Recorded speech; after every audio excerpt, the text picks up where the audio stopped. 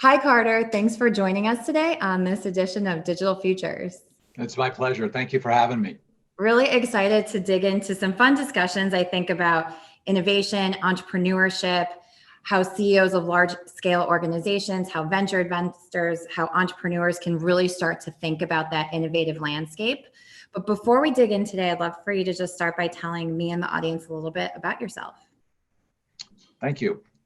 I am a Stanford grad like you. Just thought I'd bring that out there. Yay. Yeah.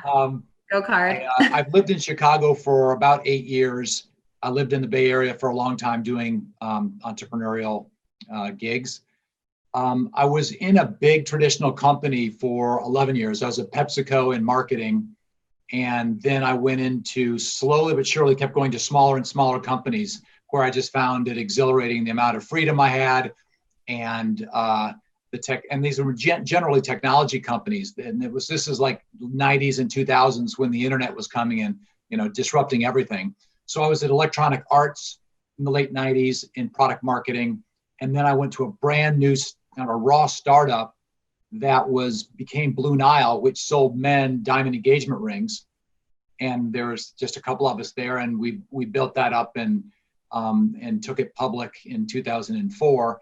Then I went to Walmart.com when they started that division, when Walmart spun it out and created a separate entity to go after the internet. And I was there 6 years, which was a really fascinating time to be there because the internet was disrupting the business, and how is Walmart gonna respond? So it's fun.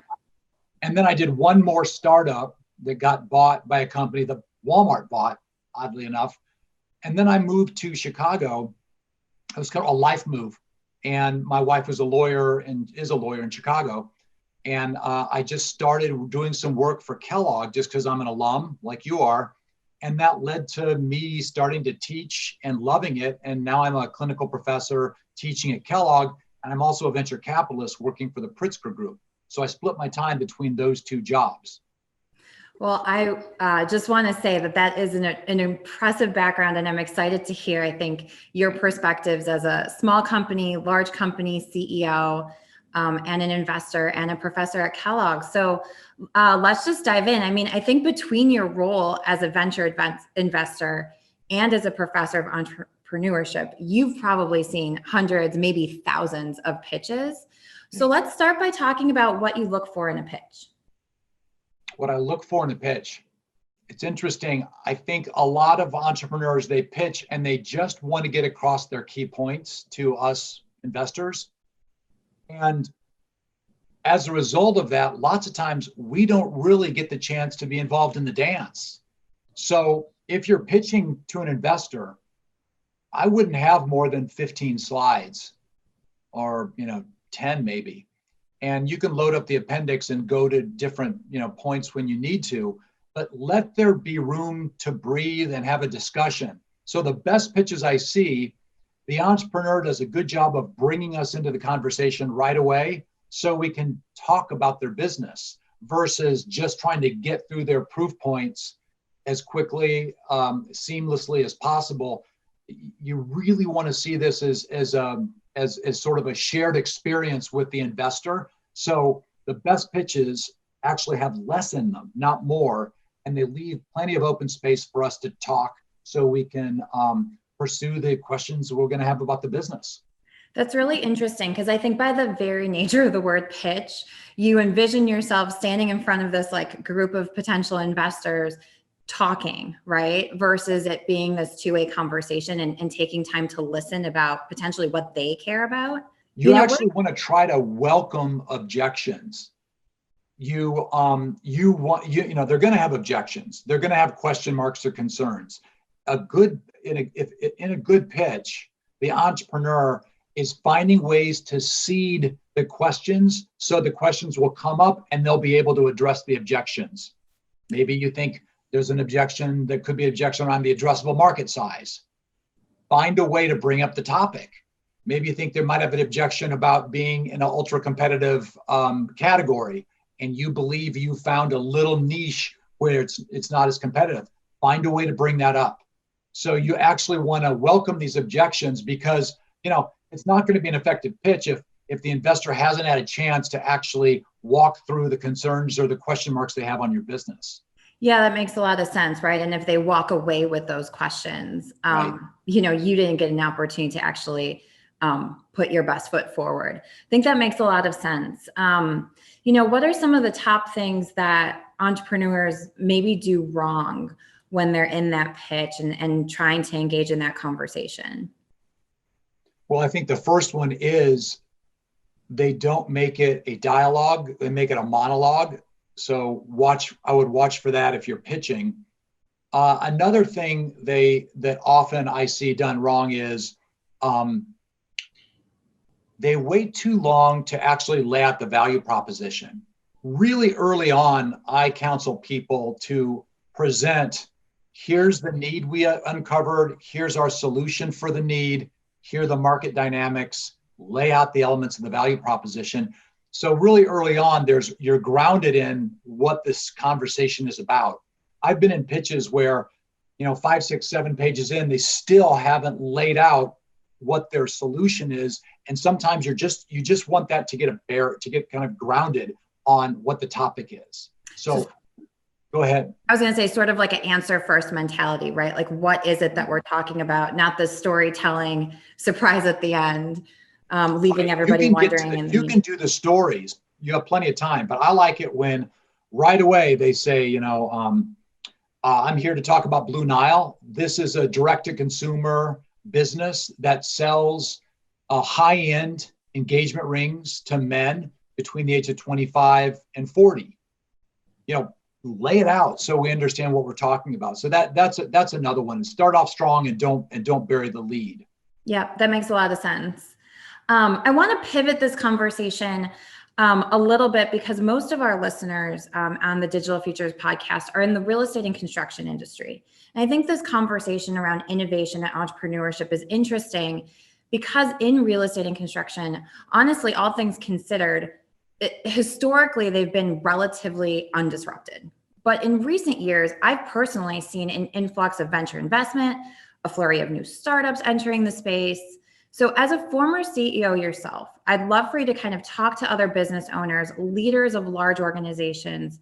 How can they evaluate how to invest in innovation, right? What should they be thinking about? How do they navigate what, to me, and I think to many of our listeners, feels like a lot of noise right now? Well, I think one thing to make sure you do is you have to have a pretty good understanding of the problem you're trying to solve. So when you're looking at these startups or these different solutions, you're clear on what the need is. If you understand that you have a gap in a certain area and you're looking to buy a company or to partner with a company to fill a gap, understanding what the need is clearly. So, these aren't fishing expeditions. You're looking very specifically for a solution. The second thing I would say is when we sell as entrepreneurs, there's so many different people you have to sell to. There's so many different constituents you have when you're trying to close a sale. So I would say on the opposite side, when you are looking to invest, make sure the key constituents have a say in this process so that you're not going to find that you go well down the road and then find out that the CFO has a problem with it or that the SVP of operations doesn't believe they need it. So trying to make sure your constituencies are aligned on what the need is going in. And then for sure, when you're hearing these pitches, you want to look for traction. You want to be asking questions to see if their solution has gotten market traction. Are there happy customers? Is the engagement increasing? Is there, are there referrals? How happy are their customers? What do their metrics look like? Making sure there's traction. And then I'd say the last thing might be sort of date before you marry. Yeah. I think it's really a good idea if you can find some way to do a small pilot and test the solution and see if the solution integrates with your existing products and see the performance of the product before you decide to write a check for a multi-year engagement. So you had a lot of good points there. I wanted to dig into a couple specifically thinking through like the corporate side of this and how they're evaluating the innovation. So you mentioned to start with the problem. Something that I see happening in the construction industry is that we have a lot of point solutions, right? There's a startup that comes on board and solves a very specific problem. From an organizational level, then what you end up with is maybe 10, 15, 20 different types of innovation entering your company. And I think that can sometimes be hard to deal with from a cultural perspective, from an onboarding and educational perspective when it comes to learning these new tools. How do you navigate that? I wish I had a great answer for you, but the reality is it's awfully hard to sell in an enterprise solution that for a company, that's a heavy lift. And as a matter of fact, just recently I faced that issue where we have a product, something that I work on, that is a platform solution. And it's just difficult to get traction with these companies. And we're finding if we just pick one area to pursue, we're going to solve for this specific problem. If we can get a foothold and we can perform well, then the chances are better that we can get them to adopt some of the other products in our suite. So I don't have a good answer for I have seen this on both sides, and it's hard to go in and do a broad enterprise sell, especially if this is an early stage company that doesn't have much of a reputation yet. It's just, it's risky.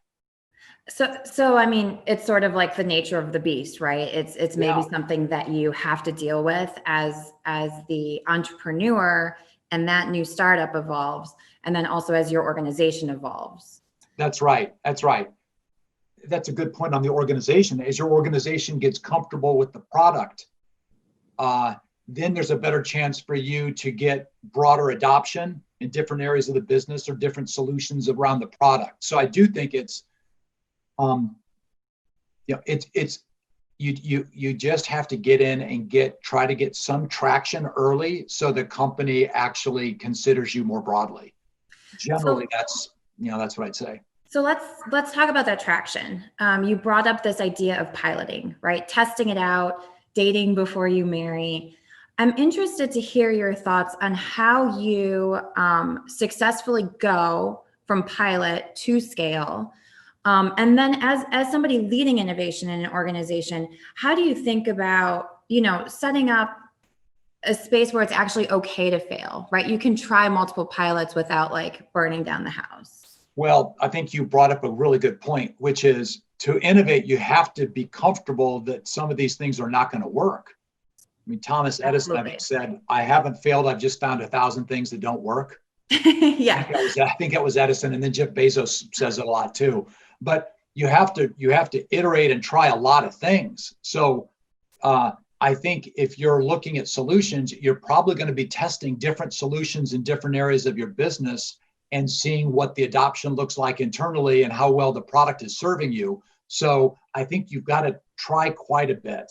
You got to test things in small tests and see what works and what doesn't, and you can also see from the users how easy it is to use the product and how responsive the startup is to your concerns, or how quickly they'll change bugs, or how quickly they'll add functionality where you need functionality.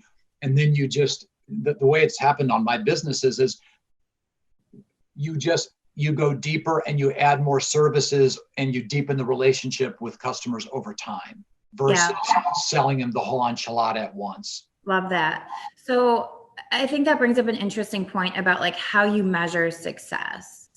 How do you know, what metrics should you track, right? What KPIs should you track to know what success looks like and when you're ready to then go deeper and build on those new service offerings? Well, I don't know that there's a set of metrics. I would say that you need to have your own set so that you know what you're evaluating it on, whether it's, a cost basis, cost savings, or if it's going to be revenue based, or it's going to be customer experience based. Maybe it's conversion rate goes up, or it's, referrals go up. But there's a lot of different ways you can measure it. The most important thing is you have standards that you're going to be, in my opinion, you have standards that you're going to be using to evaluate and on the threshold. So you'll say, has it passed, certain thresholds? Generally you look at, revenue, margin, cash, and return on investment, customer experience metrics, and margin expansion. So there's basic ones, but I think your point is really good, which is you've got to agree what those standards are, so you have you have the means to measure it. Completely agree, right? You have to define what success looks like and then measure it. And maybe it goes back to the problem it's trying to solve, right? And making sure that those success metrics are linked to what initially you said was your problem. Right. I want to pivot a little bit because you have a really awesome book, best-selling book called The Right and the Wrong Stuff, that discusses, I think your tagline, right, is how brilliant careers are made and unmade. So tell me a little bit about what compelled you to write that book. Let's see. It was funny. I was on a phone call with someone who I admired that was smarter than I, and the person's career hadn't gone the direction that I thought it would. And I hung up the phone and I wrote on a white sticky note, what impedes the progress of talented people? Interesting. And I put it on my wall. And then I look at the sticky note every once in a while. And so I asked the dean, Sally Blount, the dean. Yeah. And I said, could I do some research on this and not teach next quarter to research this topic? And she said, yes, if you write a white paper. So, he took that to a whole nother extreme. All right. I did. And I got engrossed in this topic of why do talented people not get ahead if they're talented? What happens to them? And I found out that there are these very specific reasons that good people derail in their careers. And ultimately, I decided to write a book on it because there's so many books about leadership success, but there's not that many books about leadership failure. So I wanted to try to understand, for people who might be in danger of derailing, what can you do about it? And what are some of the signs and what are some of the reasons that good people run into career trouble? So that's a roundabout way of saying I thought that there was an opportunity to write about something that's sort of uncomfortable. Yeah, absolutely. And so we talked a little bit about some of those, I guess, like character traits or potentially blind spots that innovators and entrepreneurs have. I personally find that conversation really interesting as an entrepreneur myself. I'd love for you to dig in a little bit, right? What makes entrepreneurs shine versus maybe when those characteristics become career derailers? Because it sounds like there's a little bit of a fine line. Oh, there really is a fine line. I'll give you an example. Entrepreneurs have this, I think, good entrepreneurs have this entrepreneurial distortion field. Okay. To be able to create something out of the blue and birth this idea and then sell it, I mean, that's a tremendously difficult. And if you accept reality as it is, you probably wouldn't do it. So really good entrepreneurs have this ability generally to see a future that doesn't exist yet and sort of distort the future with them in it. And I find you can see somebody who isn't going to be an entrepreneur and you can notice that they don't have that unbridled optimism and they don't have that ability to distort. The trick is, though, you need to distort it, but you also need to know when you have to listen to the market feedback. Yeah. And I think that's the line that we're talking about here is a lot of great entrepreneurs have the ability to bend reality. But at the same time, you have to know when it isn't working and you need to pivot.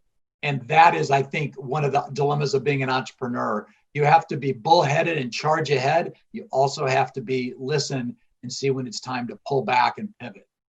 I love that. So I think for me personally, how I try to do that is a little bit through a team approach, right? So I might be in a zone where I'm really visionary and trying to blaze forward, and you make sure that you have that operations person or that finance person that's giving you some metrics to know if that's actually happening. I think it can be done through boards of advisors, boards of directors.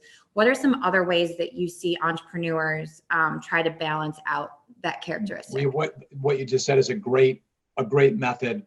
I think one of the main lessons of doing the research is you just need self-awareness And the only way you're going to have self-awareness is by self-reflection and by asking people for feedback. So, whether you ask your board of advisors or you ask your head of operations or head of finance, you just have to ask for feedback. And you have to be willing to accept the feedback. If the feedback is sort of negative, you've got to be open to it. So I think the lesson that I learned in doing this was every time there's a moment, a teachable, a coachable moment, solicit feedback. How do you think that went? Tell me one thing I did well and one thing you think I could have done differently in there, and take it to heart. If you constantly ask that question, what's one thing I did well? What's one thing you do differently if you were me? People will realize that you're the kind of person that wants the feedback, and then they will be more comfortable giving it to you, and you won't have as many blind spots. I love that. So going back to the book, we've dug in a little bit to those characteristics, how careers are unmade, at least from an entrepreneur perspective. Talk to me on the other side, right? How those great careers are made, because it's obviously more than talent. Yes. Yeah, that's interesting. I thought before I did the research that IQ would be the biggest determinant of a successful career, and it's a determinant, but it's certainly not the only determinant. There's a lot of other factors. 3 factors that bubble to the top of people that are high potential, high performers. 1, they're able to enlist the support of others. Business is a team game. It's not individualistic. You got a whole group of people rowing together. So being able to enlist others and persuade them and listen effectively and gain their support is critical. So that's one. Another one is people that flat out take the initiative. They see something that needs to be done and they do it. They don't wait to be asked. So taking the initiative, that also correlates highly with them being learners. They're curious about things and they're always seeking more knowledge or more information, more knowledge. And then the third one is really obvious. The third one is they have a tremendous drive for results. I love that. Across the board. They are, they persevere, they're resilient, they're tough, but they wake up and their goal is to get the ball over the goal line. They are very much about completion. Passion for results. I love that. So as we wrap up here today, I'd love for you to, as a 3-time CEO, you have a very unique perspective. I'd love for you to just close up with your thoughts on your perspective on how you've seen innovation scale, and just any final takeaways to leave with our audience today. I've been involved in 3 businesses that have scaled aggressively. And the thing that will impede your ability to scale, the biggest thing, even beyond, marketing and channels, and it's people. So when you're an entrepreneur and you're scaling, you have a people job. Your job is to surround yourself with the right people that have the ability to scale with the business. So you're the chief people officer. You're always hiring, you're always interviewing, you're always looking for talent, whether it's direct reports or partners. You're always in the state of trying to level up from a people standpoint so that you have the people that have the capabilities to scale the business. So when we see businesses that are struggling, it's almost always ultimately a people issue. Yep. And I think it's about creating that culture of high performance, right? So you brought those people together, and now they can excel towards those results. And I noticed that you talk a lot about culture in your business and on your website. And I think that is very smart, because people join you because they are attracted to the culture that you're creating. Absolutely. Yeah. It's more than the work that you do. It's the environment that you do it in, and that vision of how you're doing it together. I think that really sets great businesses apart. Well, thanks so much for your time today, Carter. I really enjoyed the conversation. This was really fun. So thanks for being a part of this. Yeah, you're welcome. Thank you for having me. Take care. Bye. Bye, Carter.